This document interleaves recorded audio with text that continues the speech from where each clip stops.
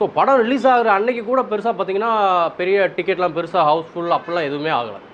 அவ்வளோ அந்த படம் ரிலீஸ் ஆகிறதுக்கு ஒரு நாளைக்கு முன்னாடியே எல்லா சேனல்லையும் பெரிய பெரிய மீடியாக்கள், பெரிய பெரிய யூடியூபர்ஸர்ஸ் வந்து அந்த படத்தை ரிவ்யூ பண்ணி போட்டாங்க. ப்ளஸ் மைனஸ் எல்லாத்தையும் சொல்லிட்டாங்க. ஸோ அப்படிங்கும்போது ஒரு பெரிய கேள்வி வருது, ஏன் எதுக்காக இந்த படம் முன்னாடியே திரையிடப்பட்டு ரிவ்யூவும் போடப்பட்டிருக்கு? ஒருவேளை அந்த படத்தை பற்றி ப்ளஸ்ஸாக பேச வச்சு அந்த எல்லாரையும் தேட்டருக்குள்ளே வர வைக்கிறதுக்காக ஒரு ட்ரிக்காக இருக்குமோ அப்படிங்கிற ஒரு கேள்விக்குரிய நமக்கு இருக்குது. ஓகே, விஜய் சேதுபதியோட 50வது படம், டைரக்டர் நித்யன் சுவாமிநாதனோட 2வது படம். அவருடைய முதல் படம் பார்த்தீங்கன்னா குரங்கு பொம்மை, அதுவும் நீட்டாக ஓரளவுக்கு நல்லா ஓடின படம். அப்படிங்கும்போது அந்த டைரக்டர் மேலே பெரிய எக்ஸ்பெக்டேஷன்லாம் கிடையாது. ஏன்னா அது வந்து சுமாராக ஓடின படம், பெரிய நஷ்டம்லாம் கிடையாது, நார்மலாக ஓடின படம், பெரிய இண்டஸ்ட்ரி ஹிட்டு, பெருசாக அப்படியே எல்லாரும் பேசுன அப்படி படம்லாம் கிடையாது. ஸோ அப்படிங்கும்போது அந்த டைரக்டர் மேலேயும் பெரிய எக்ஸ்பெக்டேஷன் கிடையாது. அந்த படம் என்ன மாதிரி இருக்க போகுது அப்படின்னு நம்ம ட்ரெய்லர் பார்த்துட்டோ இல்லை ஃபர்ஸ்ட் லுக் பார்த்துட்டோ ஒரு அஸ்யூமில் போயிருப்போம். ஆனால் அது